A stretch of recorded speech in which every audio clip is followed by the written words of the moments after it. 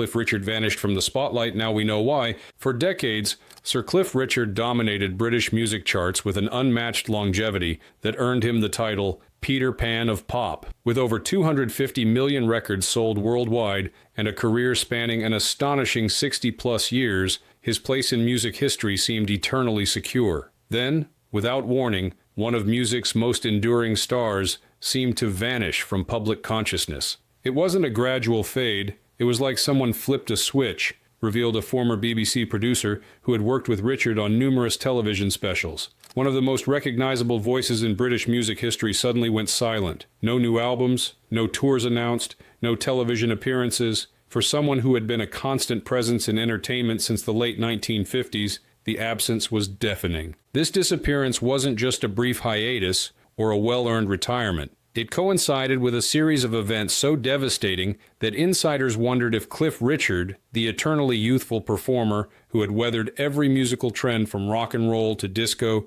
to electronic pop, might never return to public life again. Today, we're exploring the shocking truth behind Sir Cliff Richard's mysterious disappearance from the spotlight, a tale of betrayal, legal battles, and personal trauma that drove one of music's most enduring stars into seclusion. The real story involves not just personal struggles, but a systemic failure that nearly destroyed both his legendary career and his health. But first, let's explore the extraordinary position Cliff Richard occupied in music history before his sudden disappearance, and why his absence created such a conspicuous void in the entertainment world.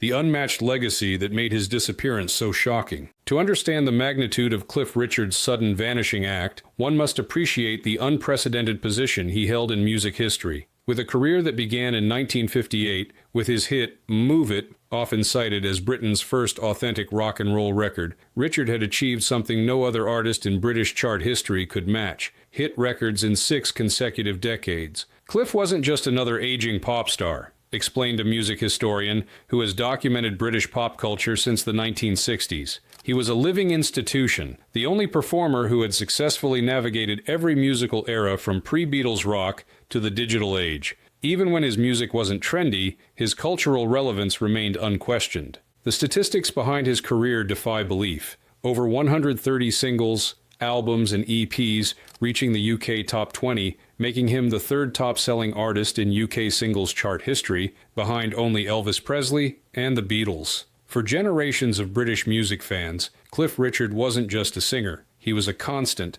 as familiar and reliable as the monarchy itself. What made Cliff unique wasn't just his commercial success, but his cultural ubiquity, noted a longtime executive at EMI Records. Christmas television specials, royal variety performances, Wimbledon rain delays. Cliff was embedded in British cultural life beyond just his music. His sudden absence left a void in multiple entertainment contexts simultaneously. This cultural omnipresence made his disappearance all the more conspicuous. The artist, who had released at least one album nearly every year since 1959, suddenly stopped producing new music. His traditional television appearances ceased. His regular touring schedule, which had continued uninterrupted even into his 70s, came to an abrupt halt. What could possibly drive such a resilient, consistent performer away from the public that had supported him for over 6 decades? The answer begins with a police raid that would shatter his sense of security and unleash a media nightmare beyond anything he had experienced in his long career. Crews that greeted him today, but he came to the High Court along with his friend Gloria Hunniford to describe the public humiliation he felt when the BBC broadcast a police raid on his home. The raid that changed everything. On August 14, 2014, Cliff Richard's world imploded in a way that would have been unimaginable to the clean-living, deeply religious performer. While vacationing at his home in Portugal, he received word that his Berkshire residence was being raided by South Yorkshire police in connection with a historical sexual assault allegation dating back to 1985. What made this raid extraordinary and ultimately devastating for Cliff wasn't just that it happened, but how it happened, explained a former Metropolitan Police detective familiar with the case. The BBC had been tipped off in advance. They had a helicopter hovering over Richard's home, broadcasting the raid live while police searched his residence. It was unprecedented media coverage for an investigation at this preliminary stage. This extraordinary breach of standard police procedure turned what should have been a confidential investigation into a global media spectacle. Before Richard had even been interviewed by police, let alone charged with any crime, his home was being shown on live television, with commentators speculating about the allegations in real time. Imagine learning that your home is being raided not from the police, but from friends calling to tell you they're watching it happen live on television, said a longtime friend of the singer. Cliff described it as feeling like he was being hung out to dry before any proper investigation had even begun. The presumption of innocence, which is supposed to be the foundation of justice, was shattered in an instant. The immediate impact on Richard was severe. According to those close to him, he suffered physical symptoms of shock, including uncontrollable shaking, insomnia, and rapid weight loss. The performer, who had maintained remarkable health and energy into his 70s, suddenly appeared frail and diminished. It wasn't just the allegation itself, which he knew was false and would eventually be disproven, revealed a member of his management team. It was the public nature of it, the sense of betrayal by institutions he had trusted, and the immediate trial by media before he'd even had a chance to defend himself. For someone with Cliff's sense of personal honor, it was utterly devastating. This devastating public spectacle marked the beginning of an ordeal that would keep him away from public performance and recording for nearly 4 years, a period during which his physical and mental health would be severely tested by a system that seemed to have abandoned the principles of fair treatment he had trusted throughout his life. I always eat the right food. I try to eat the right food for me. And today I went into the gym for 45 minutes, a little bit. Not to lose weight. I don't want to lose weight. I'm already slim.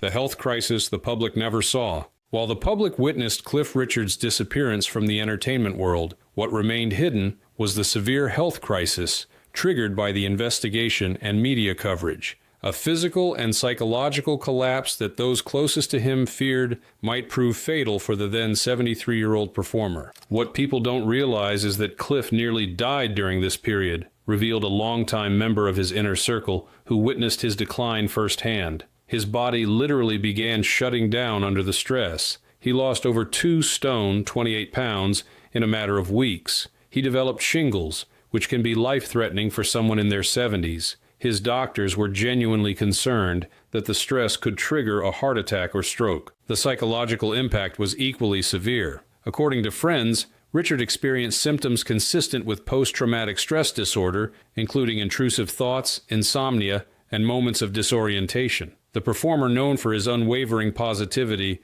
and religious faith, found himself in a dark place that contradicted everything about his public persona. He would wake up at 3 or 4 in the morning in cold sweats, said a close friend who spent time with him during this period. Sometimes he couldn't remember where he was. This was a man who had performed flawlessly on stages around the world for decades, who never forgot a lyric or missed a cue, suddenly struggling with basic daily functions. It was heartbreaking to witness. The investigation dragged on for almost 2 years without charges being filed, extending the period of uncertainty and preventing Richard from fully recovering his health. Even routine activities became challenging as he faced the prospect of public recognition and potential harassment. He essentially became a prisoner, first in his Portugal home, then later moving between secure locations, explained a security consultant who advised him during this period. Every public appearance carried the risk of someone shouting accusations or photographers creating unflattering images that could feed the negative narrative. For someone who had always had a warm, open relationship with the public, this enforced isolation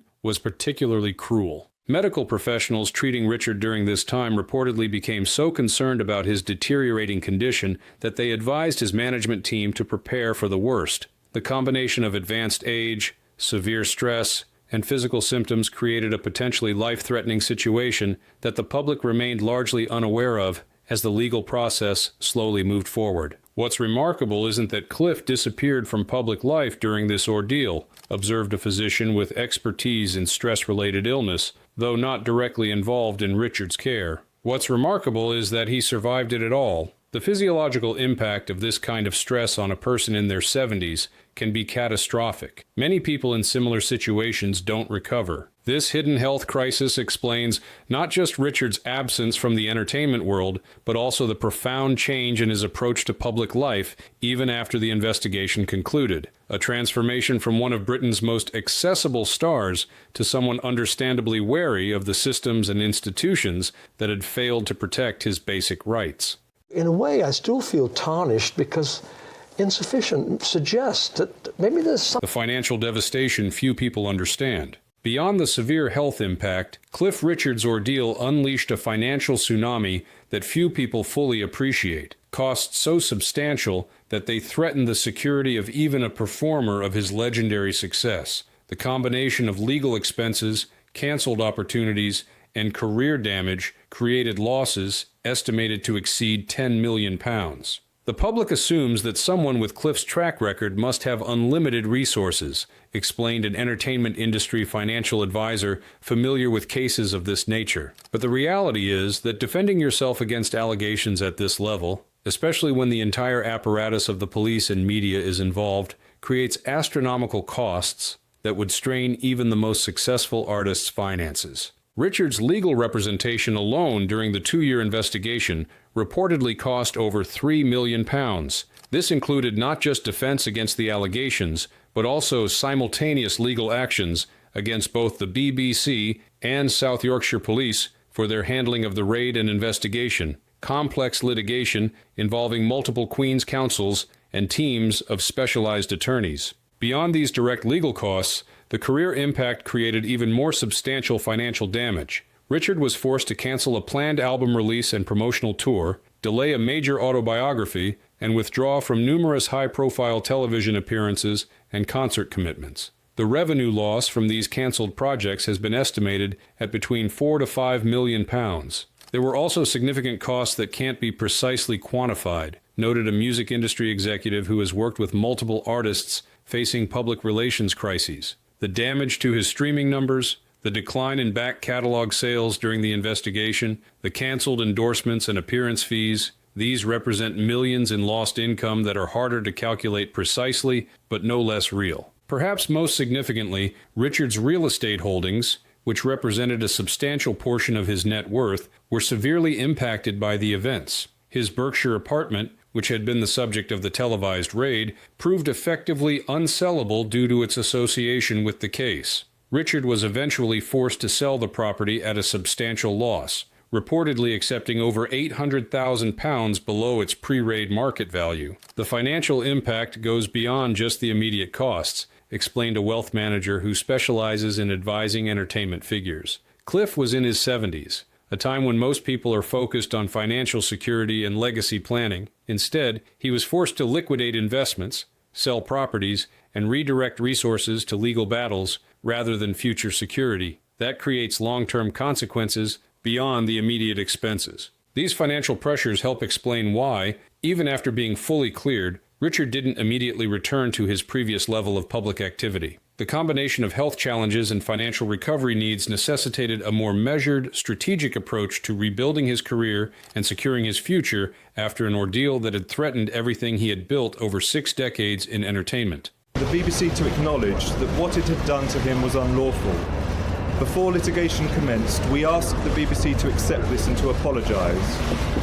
The legal victory that came too late. After nearly 2 years of investigation, in June 2016, the Crown Prosecution Service announced that Cliff Richard would face no charges due to insufficient evidence. While this legal vindication should have represented a triumphant conclusion to his ordeal, the reality was far more complicated and bittersweet. The problem with these kinds of allegations is that no matter how thoroughly they're disproven, some damage can never be undone, explained a reputation management specialist who works with public figures facing similar situations. Cliff had to live with the reality that for many people, the raid and allegations would be the first thing they associated with him, regardless of his exoneration. This painful truth led Richard to take the extraordinary step of suing both the BBC and South Yorkshire Police for their handling of the case, a legal battle that would continue for another 2 years after he had been cleared of any wrongdoing. In July 2018, he finally prevailed in his privacy case against the BBC,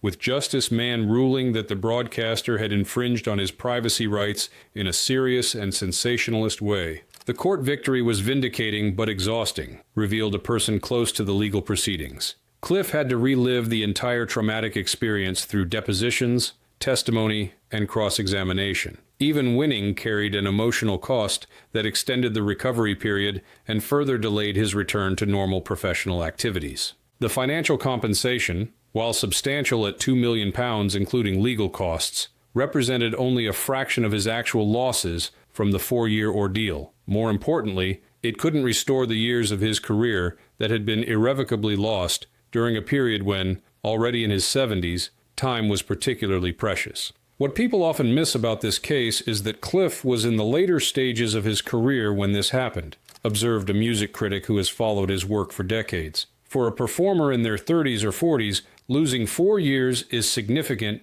but recoverable. For someone in their 70s, it represents a substantial portion of their remaining viable performing years. That's time and opportunity that can never be reclaimed, regardless of legal victories. The extended timeline of both the investigation and subsequent legal action explains why Richard's absence from public life lasted so long. By the time all legal matters were fully resolved in 2018, nearly 4 years had passed since the original raid, years during which he had largely disappeared from recording studios, concert venues, and television screens where he had been a constant presence for the previous 6 decades. This extended absence, combined with the ongoing stress of legal proceedings even after being cleared, created a profound shift in Richard's relationship with both his career and public life, a transformation that would become apparent as he cautiously began to re-emerge into the spotlight. Lee and Ricky Nelson and Buddy Holly and Gene Vincent. Yeah. I mean, wonderful, wonderful people They're that we the bad kind guys, of... weren't they? Yes, Yeah. and they're the influences that created us.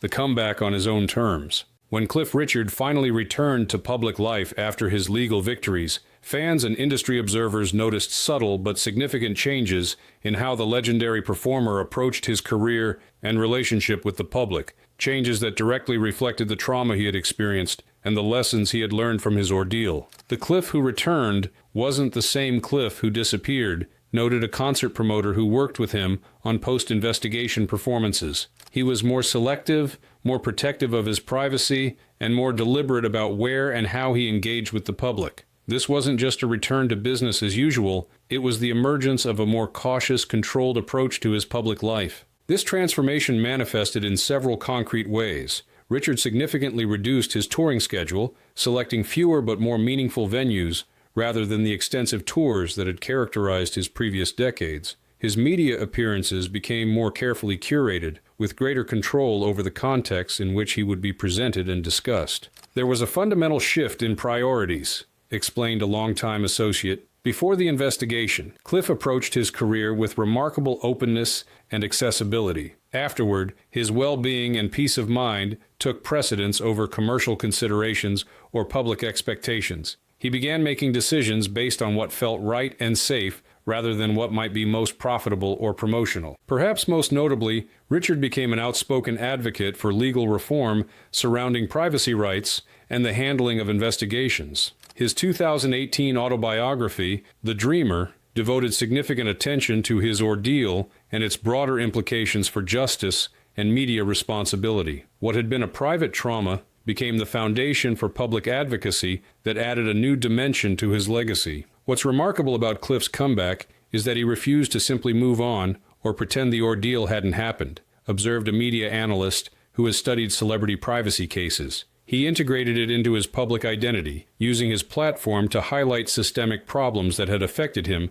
but also impact many less privileged people who don't have his resources or visibility to fight back. This evolution helps explain why Richard's presence in public life has remained more limited than his pre-investigation activity level. What some observers mistakenly interpreted as a diminished career or semi-retirement actually represents a deliberate recalibration, a conscious choice to engage with the entertainment world on terms that protect his hard-won recovery and reflect his revised priorities after a life-altering experience. The question was never whether Cliff could return to his previous level of activity, said a member of his management team. The question was whether he would want to, After experiencing such a profound betrayal by systems and institutions he had trusted, his more measured comeback represents a thoughtful response to that question, a balance between reconnecting with his audience and protecting the recovery he fought so hard to achieve. Innocent of what was alleged, but it took 2 years until the investigation concluded with no charge. I don't think people realize what it's like to have the legacy protection that became his mission. As Cliff Richard gradually re-emerged into public life,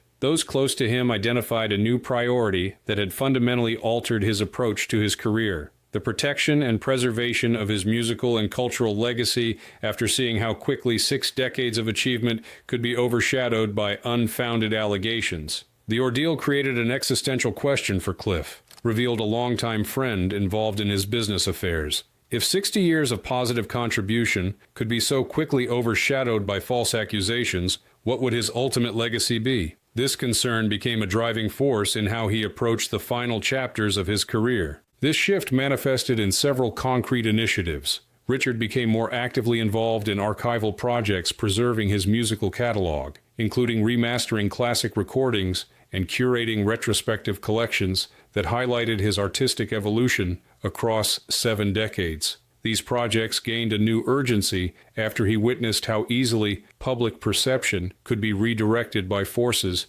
beyond his control. There was a recognition that he needed to take a more active role in shaping how his career would be remembered, explained a music historian who collaborated on one such project. Cliff had always been somewhat modest about his contributions to pop music history, but the investigation created an awareness that if he didn't assert his own narrative, others would define his legacy for him. This concern extended beyond just his musical achievements to his broader cultural impact and philanthropic work. Richard increased his involvement with charitable causes that had long been important to him, including the Cliff Richard Tennis Foundation and various Christian organizations, ensuring these aspects of his life received appropriate attention alongside his entertainment career. What became clear was that Cliff was thinking about posterity in a way he hadn't before, noted a biographer who has documented his career. Before the investigation, he was so busy living his career that he hadn't focused much on how it would ultimately be contextualized historically. After coming so close to seeing his entire life's work reduced to tabloid headlines,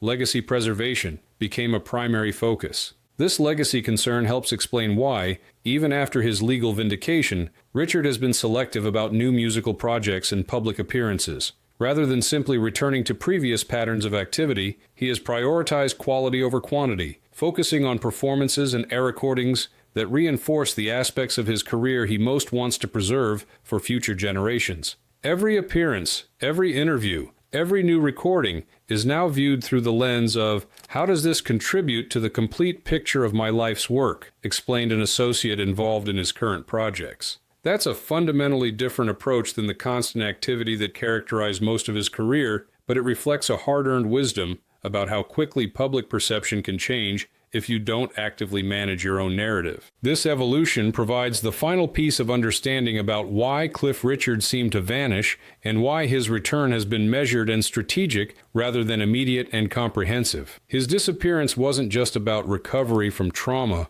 or legal battles. It reflected a profound reassessment of his relationship with fame and a determination to ensure that his complete legacy would ultimately transcend the darkest chapter of his public life.